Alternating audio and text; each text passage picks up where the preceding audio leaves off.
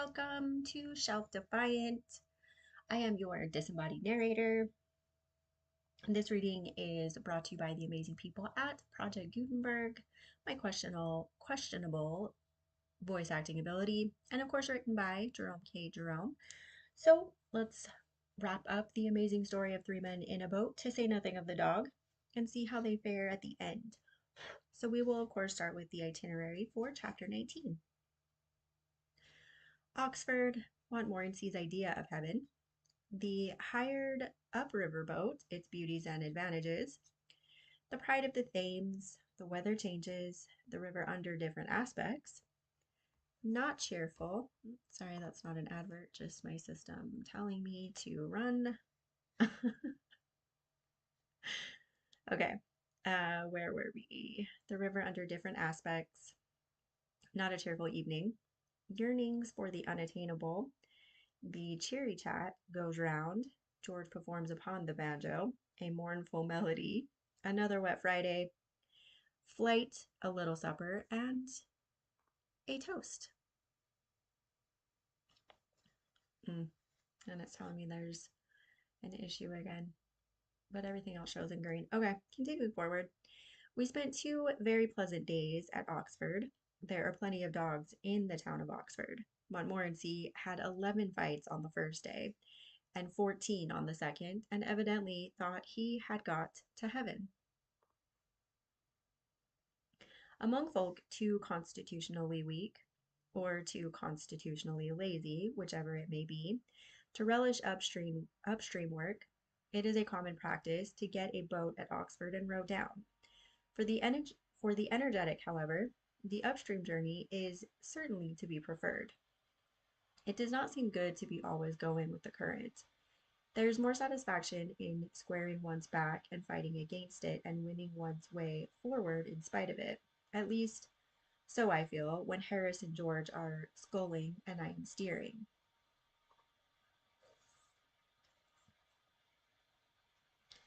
To those who do contemplate making Oxford their starting place, I would say, take your own boat. Unless, of course, you can take someone else's without any possible danger of being found out.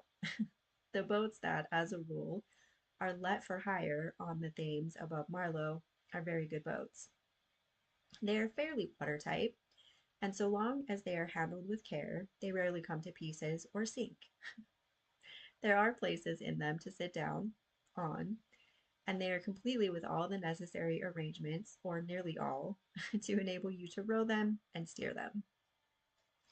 But they are not ornamental. The boat you hire up the river above Marlow is not the sort of boat in which you can flash about and give yourself airs. The hired up river boat may very soon put a stop to any nonsense of that sort on the part of its occupants. That is its chief, one may say, its only recommendation. The man in the hired up river boat is modest and retiring. He likes to keep on the shady side underneath the trees and to do most of his traveling early in the morning or late at night, when there are not many people about on the river to look at him. When the man is the hired up river boat sees anyone he knows, he gets out on the bank and hides behind a tree. I was one of a party who hired an upriver boat one summer for a few days' trip. We had none of us ever seen the hired upriver boat before, and we did not know what it was when we did see it. We had written for a boat, a double sculling skiff, and when we went down with our bags to the yard and gave our names, the man said, "Oh, yes, you're the party that wrote for a double sculling skiff. It's all right. Jim, fetch her out in the pride of the Thames." The boy went and reappeared 5 minutes afterwards, struggling with an antediluvian chunk of wood that looked as though it had been recently dug out of somewhere, and dug out carelessly so as to have been unnecessarily damaged in the process. My own idea, on first catching sight of the object, was that it was a Roman relic of some sort. Relic of what? I do not know.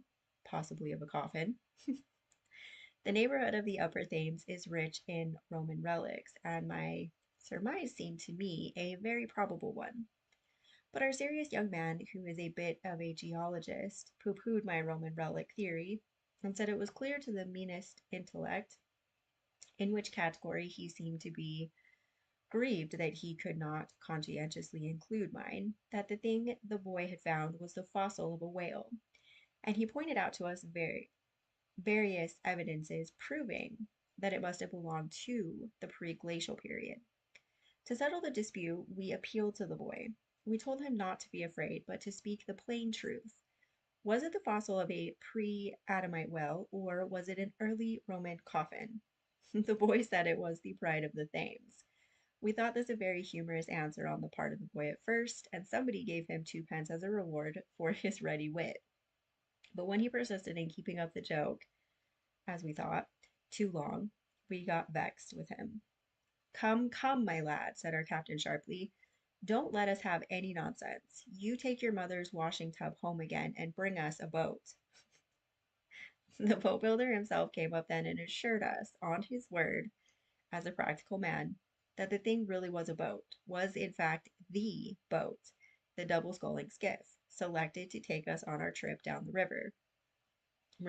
We grumbled a good deal. We thought he might at least have had it whitewashed or tarred, had something done to it to distinguish it from a bit of a wreck, but he could not see any fault in it. He even seemed offended at our remarks. He said he had picked us out the best boat in all his stock, and he thought we might have been more grateful. He said it, the Pride of the Thames, had been in use, just as it is now stood, or rather as it now hung together, for the last 40 years, to his knowledge, and nobody had complained of it before. And he did not see why we should be the first to begin. We argued no more. We fastened the so-called boat together with some pieces of string, got a bit of wallpaper, and pasted over the shabbier places, said our prayers, and stepped on board. They charged us 35 shillings for the loan of the remnant for 6 days.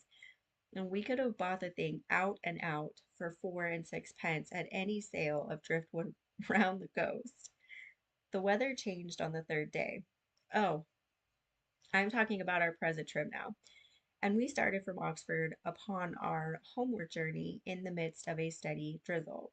The river, with the sunlight flashing from its dancing wavelets, gilding gold the gray-green beach trunks glinting through the dark, cool wood paths chasing shadows o'er the shallows, flinging diamonds from the mill wheels, throwing kisses to the lilies, wantoning with the Wear's white waters, silvering moss-grown walls and bridges, brightening every tiny townlet, making sweet each lane and meadow.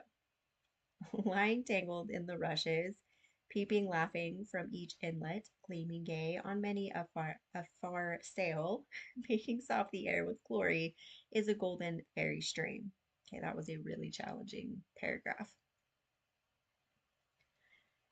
But the river, chill and weary, with the ceaseless raindrops falling on its brown and sluggish waters, with the sound as of a woman weeping low in some dark chamber, while the woods, all dark and silent, shrouded in their mists of vapor, stand like ghosts upon the margin.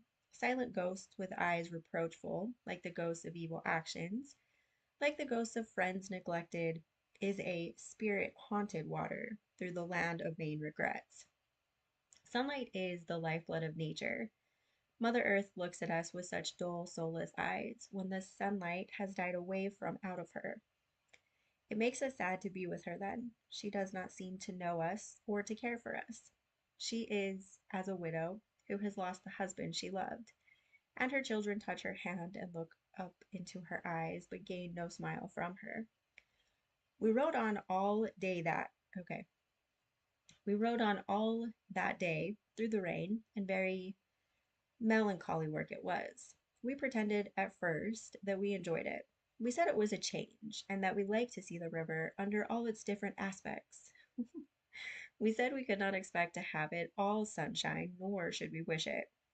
We told each other that nature was beautiful, even in her tears. Indeed, Harris and I were quite enthusiastic about the business for the first few hours, and we sang a song about a gypsy's life and how delightful a gypsy's existence was, free to storm and sunshine and to every wind that blew, and how he enjoyed the rain and what a lot of good it did him, and how he laughed at people who didn't like him, who didn't like it. George took the fun more soberly and stuck to the umbrella. Yeah, I feel like I would have too. We hoisted the cover before we had lunch and kept it up all the afternoon, just leaving a little space in the bow from which one of us could paddle and keep a lookout. In this way, we made 9 miles and pulled up for the night a little below Day's Lock. I cannot honestly say that we had a merry evening. The rain poured down with quiet persistence. Everything in the boat was damp and clammy. Supper was not a success. Cold veal pie, when you don't feel hungry, is apt to cloy. I felt I wanted whitebait and a cutlet. Harris babbled of soles and white sauce and passed the remains of his pie to Montmorency, who declined it, and, apparently insulted by the offer, went and sat over at the other end of the boat by himself. George requested that we would not talk about these things, at all events until he had finished his cold boiled beef without mustard. We played penny nap after supper. We played for about an hour and a half, by the end of which time George had won 4 pence. George always is lucky at cards. And Harris and I had lost exactly 2 pence each. We thought we would give up gambling then. As Harris said, it breeds an unhealthy excitement when carried too far. George offered to go on and give us our revenge, but Harris and I decided not to battle any further against fate. After that, we mixed ourselves some toddy and sat round and talked. George George told us about a man he had known who had come up the river 2 years ago, and who had slept out in a damp boat on just such another night as that was, and it had given him rheumatic fever, and nothing was able to save him, and he had died in great agony 10 days afterwards. Great story, George. George said he was quite a young man and was engaged to be married. He said it was one of the saddest things he had ever known. And that put Harris in mind of a friend of his who had been in the volunteers, who had slept out under canvas one wet night down at Aldershot. On just such another night as this, said Harris, and he had woken up in the morning a cripple for life. Harris said he would introduce us both to the man when we got back to town. It would make our hearts bleed to see him. This naturally led to some pleasant chat about sciatica, fevers, chills, lung diseases, and bronchitis. And Harris said how very awkward it would be if one of us were taken seriously ill in the night, seeing how far away we were from a doctor. There seemed to be a desire for something frolicsome to follow upon this conversation, and in a weak moment I suggested that George should get out his banjo and see if he could not give us a comic song. I will say for George that he did not want any pressing. There was no nonsense about having left his music at home or anything of that sort. He at once fished out his instrument and commenced to play Two Lovely Black Eyes. I had always regarded Two Lovely Black Eyes as rather a commonplace tune until that evening. The rich vein of sadness that George extracted from it quite surprised me. The desire that grew upon Harris and myself as the mournful strains progressed was to fall upon each other's necks and weep. But by great effort we kept back the rising tears and listened to the wild, yearnful melody in silence. When the chorus came, we even made a desperate effort to be merry. We refilled our glasses and joined in. Harris, in a voice trembling with emotion, leading, and George and I following a few words behind. Two lovely black eyes. Oh, what a surprise! Only for telling a man he was wrong, too. There we broke down. The unutterable pathos of George's accompaniment to that too we were, in our then state of depression, unable to bear. Harris sobbed like a little child, and the dog howled till I thought his heart or his jaw must surely break. George wanted to go on with another verse. He thought that when he had got a little more into the tune and could throw more abandon, as it were, into the rendering, it might not seem so sad. The feeling of the majority, however, was opposed to the experiment. There being nothing else to do, we went to bed. That is, we undressed ourselves and tossed about at the bottom of the boat for some 3 or 4 hours, after which we managed to get some fitful slumber until 5 a.m., when we got up and had breakfast. The second day was exactly like the first. The rain continued to pour down, and we sat, wrapped up in our mackintoshes, underneath the canvas and drifted slowly down. One of us, I forget which one now, but I rather think it was myself, made a few feeble attempts during the course of the morning to work up the old gypsy foolishness about being children of nature and enjoying the wet. But it did not go down well at all. That "I care not for the rain, not I" was so painfully evident as expressing the sentiments of each of us that to sing it seemed unnecessary. On one point we were all agreed, and that was that, come what might, we would go through with this job to the bitter end. We had come out for a fortnight's enjoyment on the river, and a fortnight's enjoyment on the river we meant to have, if it killed us. Well, that would be a sad thing for our friends and relations, but it could not be helped. We felt that to give in to the weather in a climate such as ours would be a most disastrous precedent. It's only 2 days more, said Harris, and we are young and strong. We may get over it all right, after all. At about 4 o'clock, we began to discuss our arrangements for the evening. We were a little past Goring then, and we decided to paddle on to Pangbourne and put up there for the night. Another jolly evening, murmured George.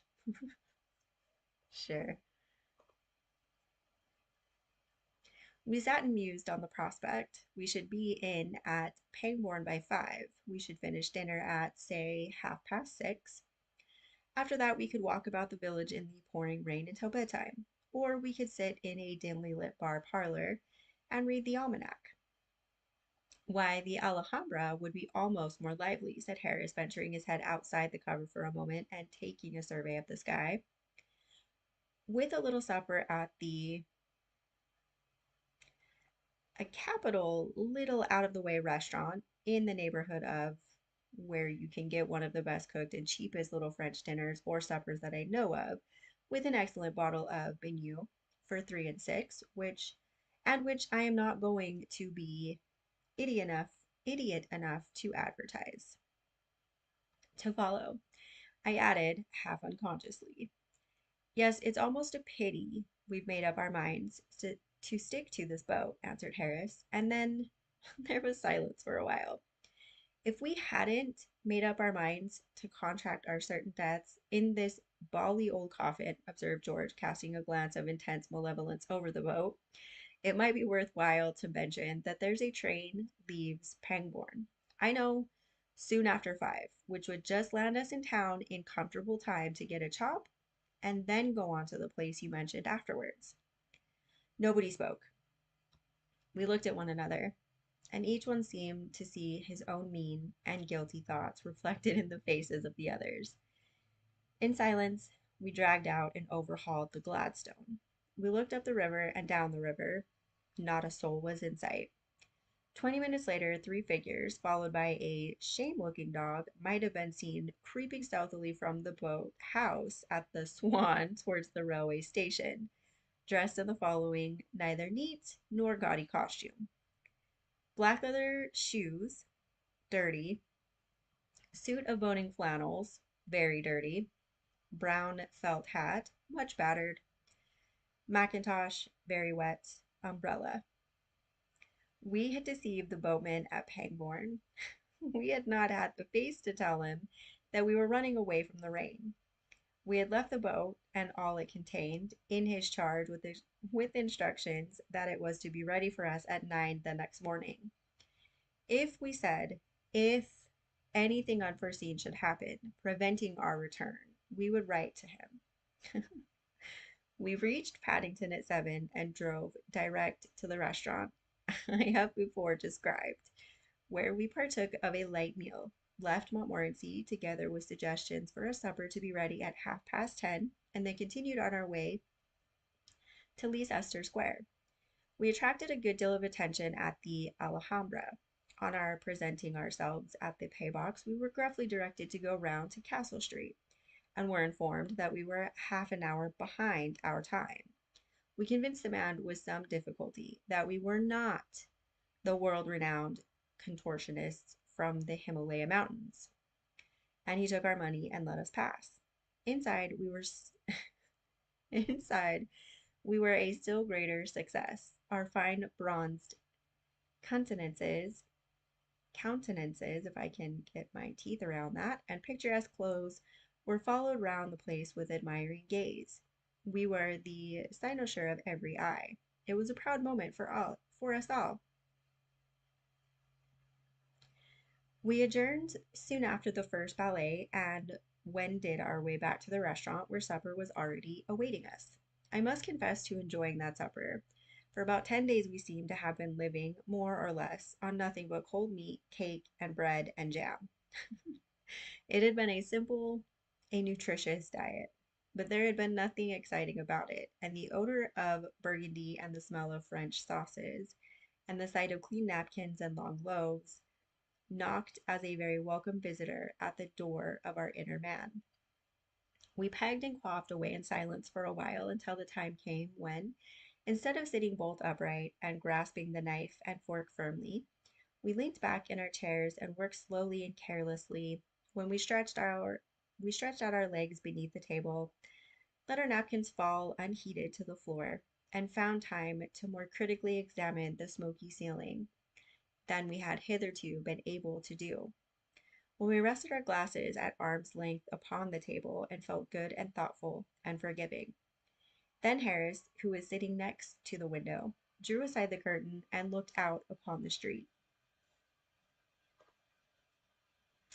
It glistened darkly in the wet, the dim lamps flickered with each gust, the rain splashed steadily into the puddles and trickled down the waterspouts into the running gutters. A few soaked wayfarers hurried past, crouching beneath their dripping umbrellas, the women holding up their skirts. "Well," said Harris, reaching his hand out for his glass, "we have had a pleasant trip, and my hearty thanks for it to old Father Thames. But I think we did well to chuck it when we did. Here's to 3 men well out of a boat." And Montmorency, standing on his hind legs before the window, peering out into the night, gave a short bark of decided concurrence with the toast. The end. All right, well, that book was way better than I was expecting it to be. I don't know if I have a favorite part for this chapter, but I did enjoy the book overall. Feel free to let me know your comments of this chapter or the book overall. And thank you for joining me in this reading of 3 Men in a Boat. See you next time for the next story.